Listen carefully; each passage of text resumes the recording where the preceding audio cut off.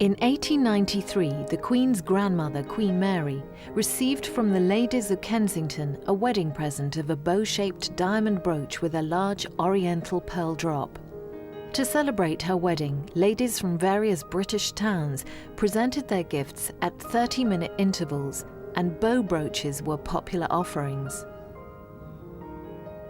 At her daughter's christening in 1950, Princess Elizabeth wore a bow brooch given to her grandmother by the ladies of Dorset.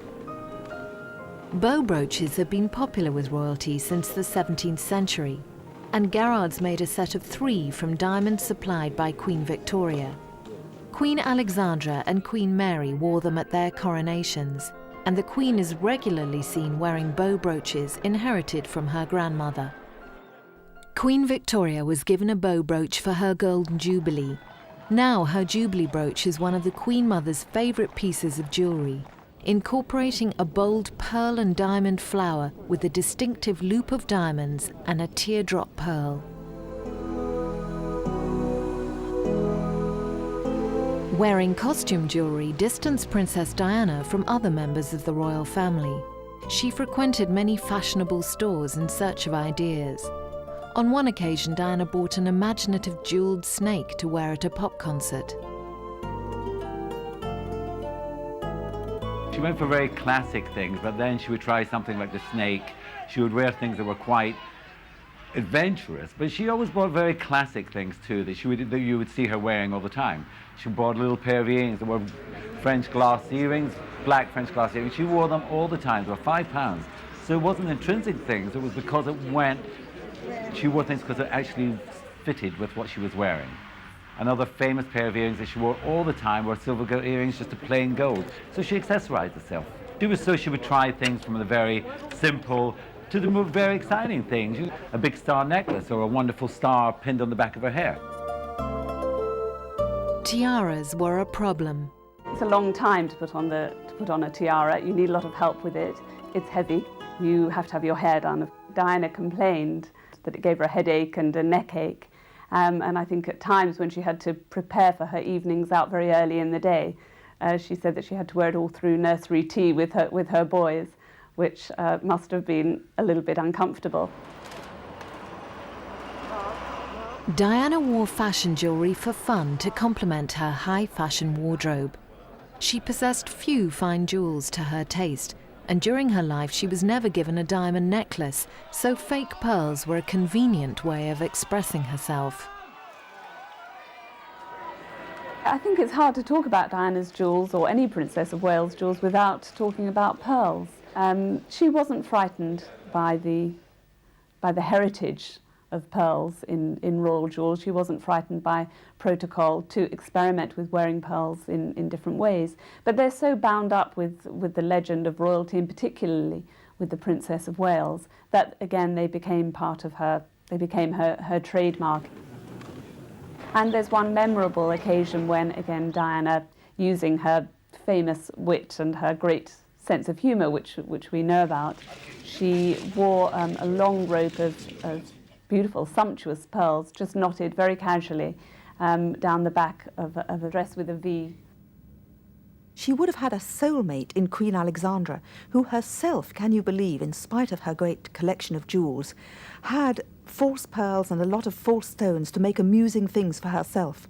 And there's a funny story about how, when she was riding one of those coaches, her pearl choker suddenly split, and the courtiers in panic scrabbled and tried to pick up every single pearl that was rolling away. Queen Alexandra sat there very serenely, as well she might have done, because they were all fakes. The crown jewels of England belong to the state and are kept in the Tower of London. Their value is incalculable. They represent far more than gold and precious stones. They stand for hundreds of years of English history and have been used by kings and queens since the 17th century.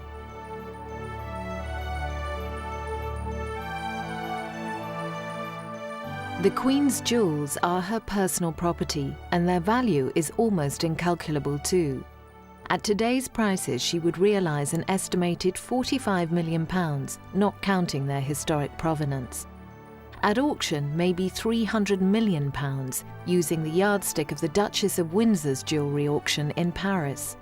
Since the days of Queen Victoria's empire and Queen Mary's mania for collecting royal jewels, the royal family has amassed one of the greatest fortunes in the world.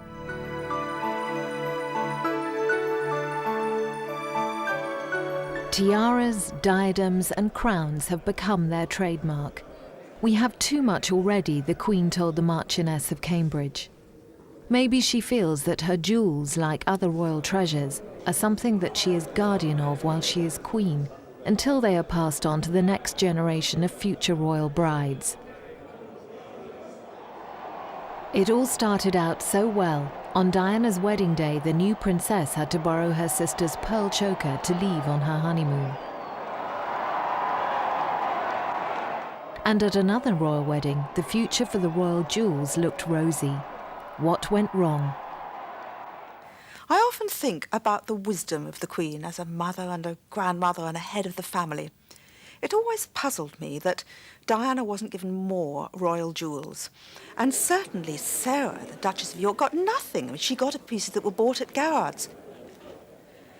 I think she didn't give them because she suspected right from the start, maybe, that these marriages were going to be difficult. And the jewels perhaps were held back to be given for 10th wedding anniversaries or 20th or 25th wedding anniversaries.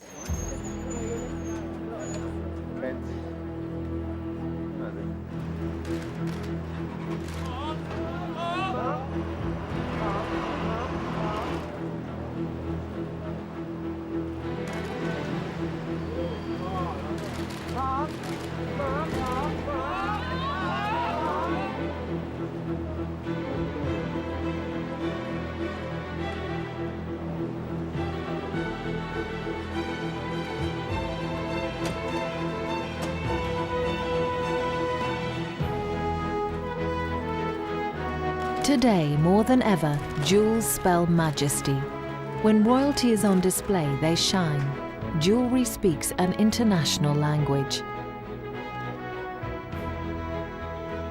It generates for the people who wear them a sense of overwhelming opulence, social supremacy, and confidence. Jewels are indeed the true currency of royalty.